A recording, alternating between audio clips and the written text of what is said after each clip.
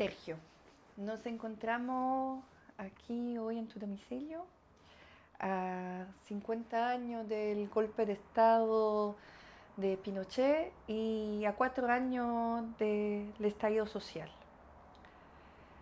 Las dos cosas encuentro estén conectadas de una cierta forma, porque no pienso hubiera existido el estallido si no hubiera existido un golpe y tal vez también una transición a la democracia tal cual ha existido en los años 90. ¿Cuál es tu opinión al respecto de eso? Lo que tú dices es lo propio de la historia. Los procesos de corta, mediana y larga duración de alguna manera están relacionados, se conectan entre sí.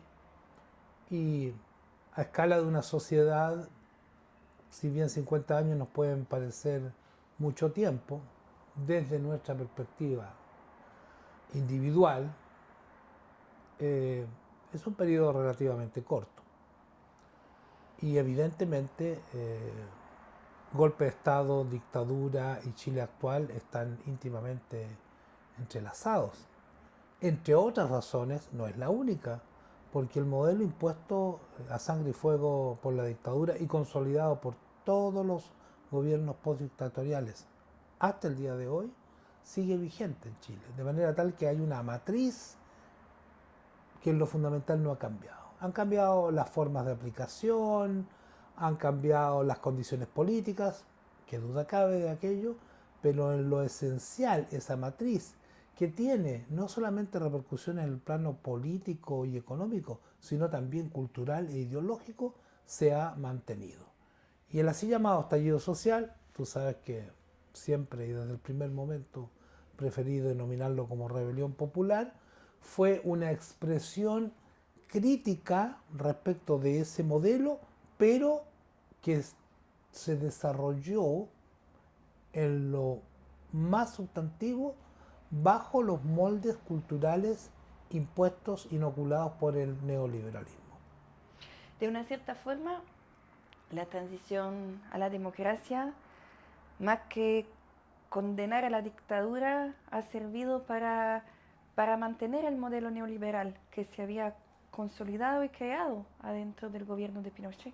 La transición a la democracia fue el resultado de un acuerdo entre las élites de la dictadura, el círculo más cercano al dictador, ideólogos civiles y jerarcas militares, y la cúpula de la oposición moderada de la época, la que se transformaría más o menos en ese mismo tiempo en concertación de partidos por la democracia. La dictadura no fue derrocada, fue sustituida por gobiernos civiles resultantes de estas transacciones a puertas cerradas entre estas dirigencias dictatoriales y dirigencias de la oposición moderada.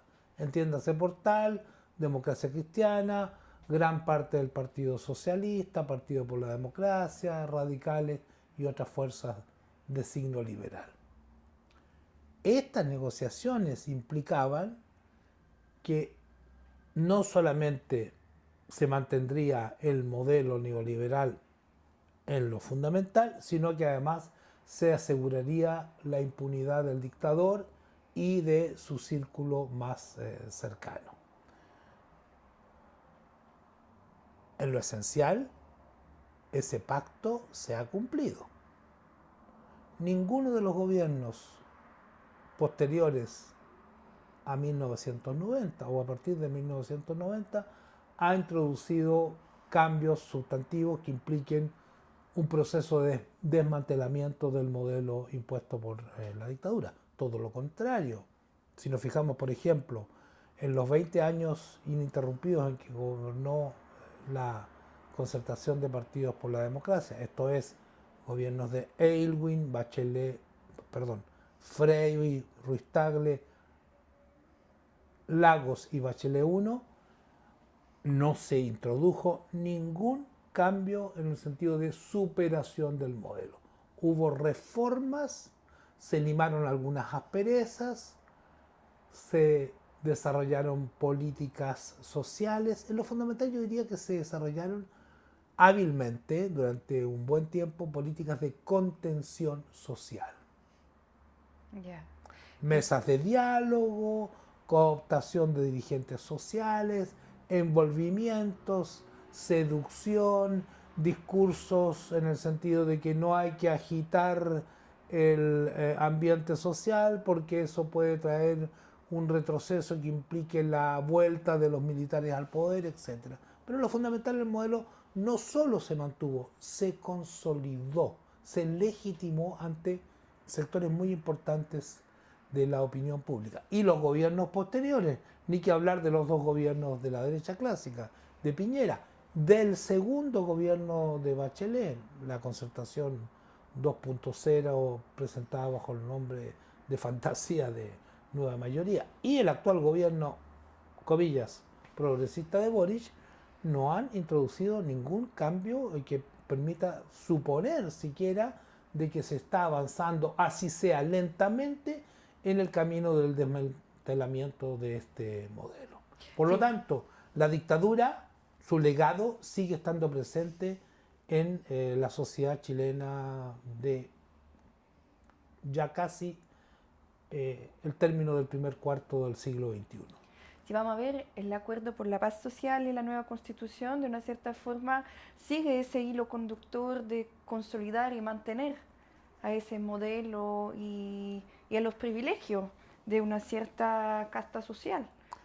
Así es, pero se presentó de una manera muy hábil, muy camuflada, porque el acuerdo del 15 de noviembre de 2019 al que hace alusión y que fue firmado por no todo el espectro político parlamentario, pero gran parte, la inmensa mayoría, desde la extrema derecha representada entonces en el Parlamento por la UDI hasta la supuesta nueva izquierda, encarnada por el Frente Amplio, por los dirigentes estudiantiles que a poco andar, al cabo de una década más o menos, accederían a altos cargos de gobierno, la presidencia de la República, ni más ni menos.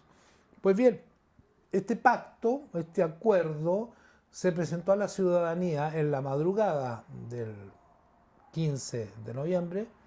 Por eso yo siempre digo que este pacto se fraguó entre gallos y medianoche, en el sentido más literal de la palabra, como la solución democrática ante la crisis política que estaba atravesando Chile desde el 18 de octubre. ¿Ustedes quieren cambios? ¿Quieren una nueva constitución? Pues bien, ahí tienen un proceso constituyente, democrático, incluso mediante una asamblea constituyente, que no fue tal ni que se denominó como tal, pero se presentó como tal. Este progresismo, le dijo a la ciudadanía, se va a llamar de otra manera, convención constitucional probablemente, pero es lo mismo que una asamblea constituyente. ¿Y cuáles eran las diferencias, La Rivera? diferencia es que este organismo, el ideado por la casta política de izquierda, centro y derecha, no era una asamblea constituyente libre y soberana porque no tenía ni siquiera el derecho a definir por sí misma la más esencial de sus normas de funcionamiento. Esto es el quórum para aprobar disposiciones constitucionales. Se le fijó un quórum de 2/3, lo que en sí no es negativo, siempre y cuando fuese acompañado de la figura de un plebiscito dirimente o intermedio para que en aquellos casos en que una propuesta de norma constitucional superara el 50%, es decir, alcanzara la mayoría absoluta de los delegados a la Convención Constitucional o a la Asamblea Constituyente, pero que no alcanzara el quórum de los 2/3, fuera definido finalmente la suerte de esta norma por la ciudadanía mediante un plebiscito. Sabemos que eso no existió. No existía la menor intención por parte de los firmantes del acuerdo del 15 de noviembre de 2019 para que el soberano fuese efectivamente el titular de la soberanía, es decir, para que la ciudadanía fuese el titular de la soberanía. De tal manera que este fue un organismo amarrado. si bien esto ilusionó a muchas personas, personas de izquierda, progresistas, que creyeron que estaban alcanzando este mecanismo democrático, eso no fue tal y me cuento entre aquellas personas, el colectivo en el cual he participado desde hace una década, el Foro por la Asamblea Constituyente, el mismo día 15 de noviembre o a los pocos días empezamos a denunciar esto como un mecanismo antidemocrático, como una trampa, como si fuera poco, como si esto no bastara para salvaguardar los intereses sistémicos, el acuerdo del 15 de noviembre y la reforma constitucional consiguiente, porque esto era un acuerdo entre partidos que no tenía validez legal, pero sí la tuvo al mes siguiente, cuando esto se transformó en una reforma constitucional para habilitar el proceso constituyente. Pues bien, como si fuera poco, le impusieron a la futura convención constitucional la prohibición de alterar los tratados internacionales firmados por Chile, que son los que atan nuestra economía y nuestra sociedad al modelo neoliberal internacional. Es decir, ustedes decían lo que quieran, pero no pueden alterar esos tratados. Ustedes pueden decidir, pueden proclamar derechos sociales, pueden proclamar, por ejemplo, que habrá un sistema de pensiones justo, solidario, equitativo, de reparto, pero llegado un momento en que se trate de hacer realidad, no será posible, puesto que las transnacionales, no son empresas chilenas, las transnacionales que controlan el sistema de seguros privados denominado AFP, porque esto no es un sistema de seguridad social, van a poner el grito en el cielo, van a recurrir a los tribunales internacionales y estas reformas no serán posibles. Es decir, una trampa muy bien armada, que la mayoría de la ciudadanía, por desgracia, no estuvo en condiciones de entender, porque esto ya es una política muy fina, muy estudiada y que se encubre con bellas palabras, con bellos discursos. Hay que estar muy atento al día a día político, hay que tener una cierta formación política o académica para lograr desentrañar ciertas artimañas, ciertos artilugios. Una parte de la opinión sí se dio cuenta, la opinión más crítica, con mayor formación política, pero no era posible que el grueso de la ciudadanía lo captara. Incluso muchos militantes de izquierda cayeron en la trampa, tuvieron ilusiones. Y bueno, ya sabemos cuál es el resultado. El resultado es que ese proceso constituyente terminó en un fracaso rotundo. El rechazo en el plebiscito de salida del 4 de septiembre de 2022 fue abrumador, y lo fue sobre todo en aquellos sujetos o sectores sociales a los cuales se suponía que esta constitución, la elaborada, el borrador elaborado por la Convención Constitucional, más favorecía. ¿Cómo analizas, Sergio, el rechazo? Son muchas las causas del rechazo, no hay una sola. Me parece que un factor muy importante, yo no me atrevo a cuantificar, pero así, a simple vista, es más que evidente, fue un rechazo al gobierno de Boric. Fue un voto de castigo al gobierno de Boric. ¿Por qué lo digo? Porque a comienzos de marzo de 2022, cuando Boric llegó al gobierno, todas las encuestas, sin excepción, daban por ganador al voto del apruebo. Un mes más tarde, las encuestas empezaron a dar por ganador al voto rechazo. Y eso no cambió. Muchos partidarios del apruebo decían que las encuestadoras eran todas de derecha, que estos resultados estaban alterados, pero no se equivocaron. Incluso quedaron cortas. Yo tuve la intuición en los últimos meses de que iba a ganar el rechazo. pero nunca me imaginé que iba a ser por un margen tan amplio. ¿Y por qué eso? Porque bueno, porque hay muchas causas. La primera te lo decía, Sí. porque el gobierno de Boric ha hecho un gobierno absolutamente conservador, ha defraudado hasta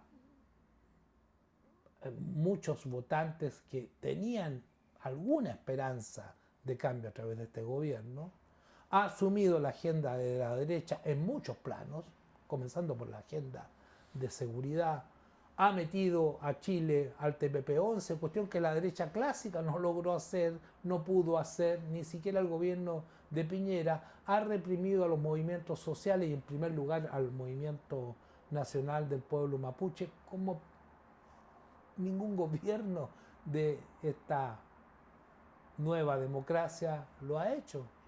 El Gualmapu está militarizado a niveles inimaginables en el extranjero. Nunca desde la así mal llamada pacificación de la Araucanía en la segunda mitad del siglo XIX, el territorio del pueblo mapuche había sufrido este grado de militarización. Y todo esto bajo un gobierno progresista. Se han aprobado proyectos ecocidas. Es decir, se ha hecho en casi todos los planos todo lo contrario de lo prometido. Boric se planteó cuando era precandidato a la presidencia de la República refundar Carabineros de Chile, una policía corrupta que carga muchas violaciones a los derechos humanos. Desde siempre, no solo desde el estallido social, pero sobre todo en los últimos años, que es lo que queda en la retina de la población. A poco andar, cuando yo era candidato, cambió, morigeró su propuesta y empezó a hablar de reformas a Carabineros.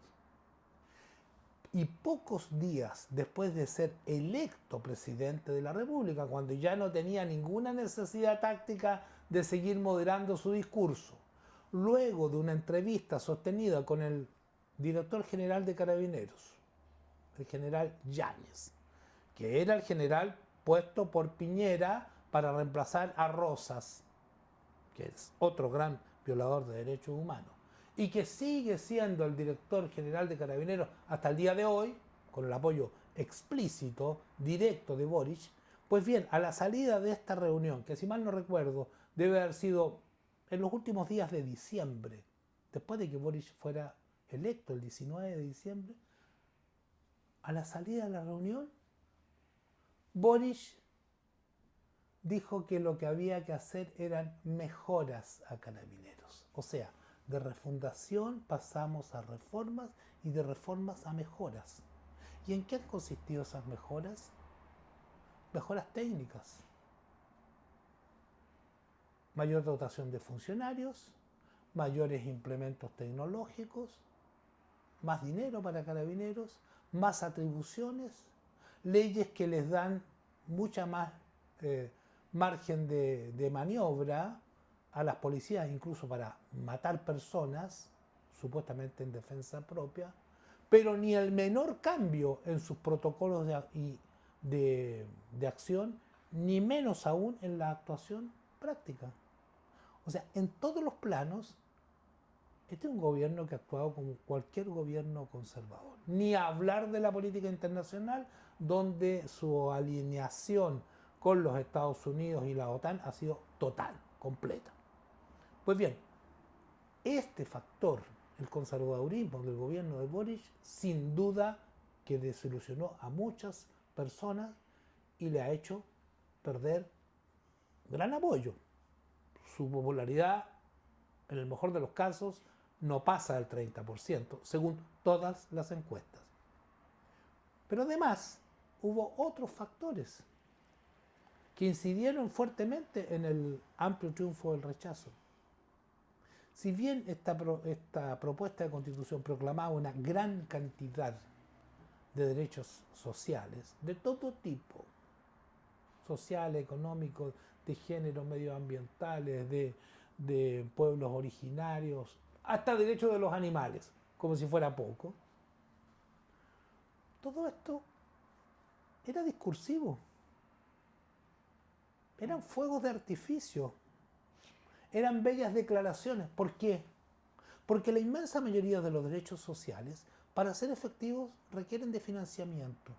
¿De dónde iba a salir el dinero para ese financiamiento? Si la propia Convención Constitucional, hegemonizada por la centroizquierda, léase Partido Socialista, Frente Amplio y otros colectivos que giraban en torno a esto, fundamentalmente de grupos provenientes de la antigua Concertación, se negó a aprobar normas que aseguraran la nacionalización de los recursos básicos, de los recursos naturales, como el cobre, el litio y otros. ¿De dónde iba a salir el dinero? Entonces, tú no puedes proclamar derechos antes de asegurar la soberanía sobre tus propios recursos. Y creo que una parte de la ciudadanía entendió que esto eran fuegos artificiales. Sumando factores, hay que reconocer que la derecha clásica fue muy exitosa en una pequeña campaña del terror destinado a asustar a ciertos segmentos de la población respecto de lo que podría venir si se aprobaba esta constitución. Y también hay que señalar que existe un fondo conservador en una parte importante de la población chilena. Recordemos que Pinochet terminó con más del 40% de apoyo, ¿no es cierto? Más de apoyo que Boric. Mucho más. Y que ese porcentaje de la derecha más dura nunca ha bajado, nunca ha sido inferior al 35 o 40%. Y evidentemente en esos sectores, incluyendo sectores populares, algunas medidas o algunas normas que parecían amenazar valores tradicionales deben haber causado sin duda un impulso de rechazo. Pero lo que quiero subrayar es que los sectores sociales, los grupos que supuestamente iban a ser los más beneficiados con esta constitución que se presentaba como magnífica y que fue elogiada a nivel internacional por una buena parte del progrerío académico, es donde obtuvo mayores tasas de rechazo. Esta iba a ser la constitución feminista. La inmensa mayoría de las mujeres menores de 35 años, las que se supone que son más avanzadas, las que iban a ser más favorecidas, rechazaron. Esta iba a ser una constitución ecologista. Resulta que en todas las así llamadas zonas de sacrificio medioambiental ganó el rechazo. Esta iba a ser una constitución que iba a salvaguardar los intereses de los sectores populares. En el Gran Santiago, si mal no recuerdo, no hubo más de 3 comunas de 40 y tantas comunas en las que ganó el apruebo. Y por poco. O sea, en los sectores populares arrasó el rechazo.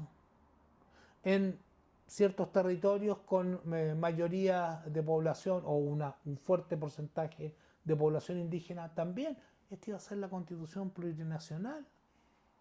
Y lo más decidor fue la tasa de rechazo entre los más marginados, entre los más excluidos, entre los parias de la sociedad, los presos. La tasa de rechazo fue altísima, si mal no recuerdo, por sobre el 70%, muy superior al resto de la población. O sea, esto no fue el rechazo de las 3 comunas más acomodadas de Santiago, lo fue del conjunto de la población y de aquellos sectores, hay que reiterarlo, aunque parezca majadería, que se suponía serían los mayores beneficiados. O sea, un desastre completo. Pero para mí, esto no fue sino la crónica de una muerte anunciada. Del mismo modo, como este otro proceso constituyente es otra crónica, el actual, el del 2023, de una muerte anunciada, porque, y así lo espero, debería triunfar el voto en contra eh, en diciembre de este año 2023, ya que este proceso constituyente es un proceso mucho más manipulado, controlado, antidemocrático y restrictivo que el proceso constituyente anterior. Esta es la negación expresa, directa, de la soberanía popular. Claro que sí ganaría una constitución que pudiera ser aún más derechista que la que tienen ahora. Lo es, o sea, es toda la opinión progresista, crítica del país ya lo reconoce como tal. No solo la gente que votó apruebo en el proceso constituyente anterior, sino mucha gente que no se podía abstener porque el voto era obligatorio, pero que anuló o incluso que votaron en contra por cualquier razón. ¿Ya? Hoy día se disponen a votar en contra. Perdón, gente que en el proceso anterior votó rechazo. Cambian los términos, Sí. pero es lo mismo. Sí. Rechazo es el equivalente a en contra, apruebo es el equivalente a favor. Si va a ganar el en contra, ¿qué va a pasar con la demanda de cambio constitucionales? Creo que van a quedar en un sueño latente durante un tiempo. Personalmente estimo que el movimiento popular no puede seguir ensimismado en la demanda constituyente. El horno no está para bollos, Ya. no hay condiciones. El propio gobierno de Boric ha dicho claramente que no va a haber, por lo menos durante lo que le queda de su administración, un tercer proceso constituyente. La población está cansada de esto, está cansada de no haber obtenido nada Sí. luego de la rebelión popular de fines de 2019 y 2020. Pero eso, más allá del puro proceso constitucional, la población no ha obtenido ninguna reparación tampoco de lo que estaba hecho.